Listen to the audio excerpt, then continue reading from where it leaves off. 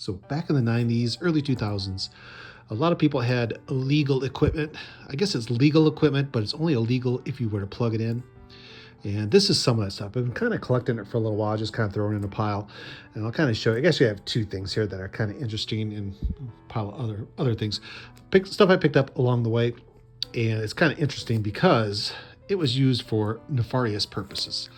And so this one here is Stargate 2001. And this is, let's see, it's got a 9-volt battery. How cool is that?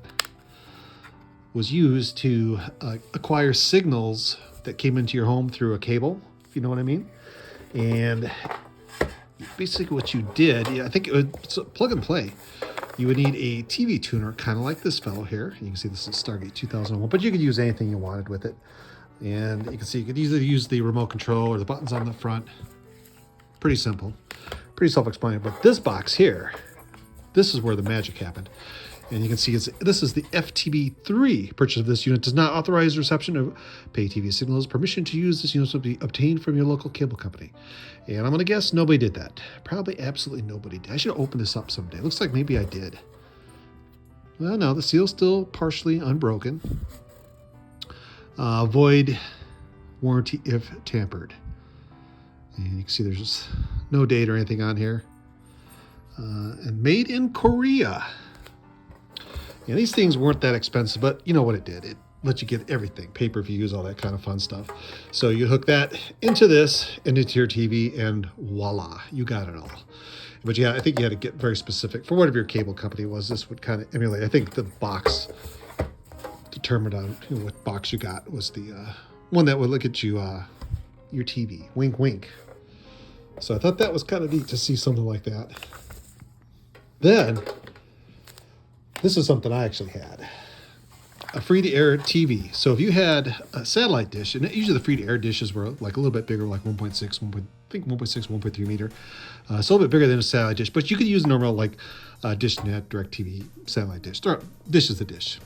It's the LMB that makes the thing happen. And you can see this one is the Ultra ViewSat. And it's a DVD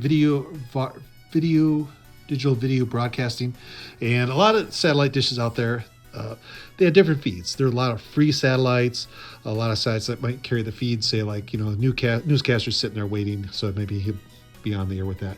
You get those signals. But if you plugged in, let's see, where's it at? Is it here? Somewhere. A card would go. Oh, here it is. Right up front. This guy's all sticky. Put in one of those satellite cards right into here. That would give you the chip, and then you could use a thumb drive, put the firmware up there, and get all the satellite channels you could ever imagine.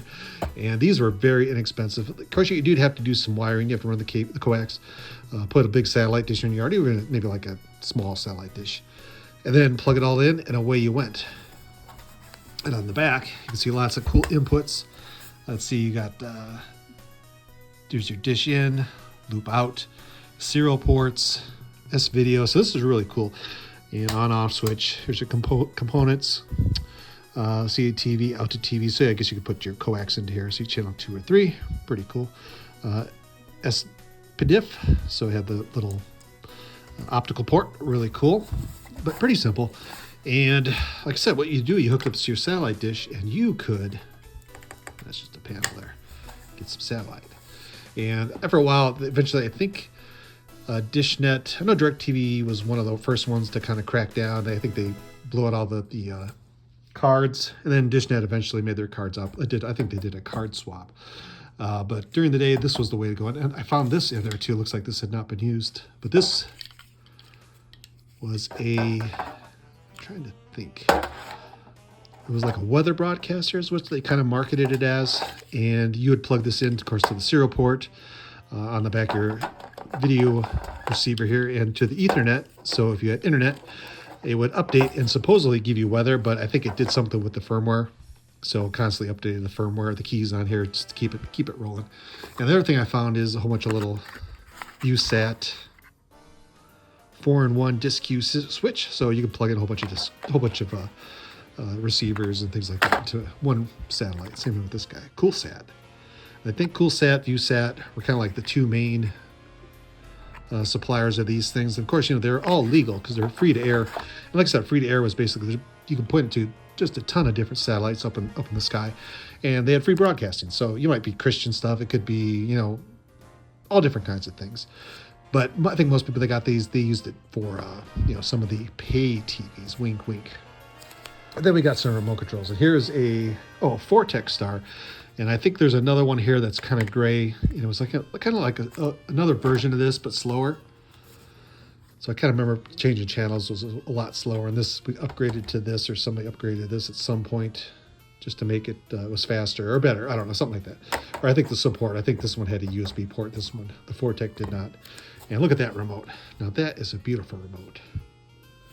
It's still got the batteries in it, probably. Nope, no batteries. How about this guy? This guy looks like he's brand new. But some kind of interesting pieces of hardware from the hacking scene way back in the day. Yeah, let me know if you had one of these things, because it's kind of interesting to go back and look at stuff like this. I don't know if you can really do that anymore. Can you do anything with satellites? Probably not. No. Does anybody even use satellite anymore? Pretty much the internet is killing off satellite. But I'm sure there's still people out there that have it and like it, because that's the way they were used to it. Same with cable. But kind of neat. So we got a ViewSat, this fella, and we got a Stargate 2001. How cool is that?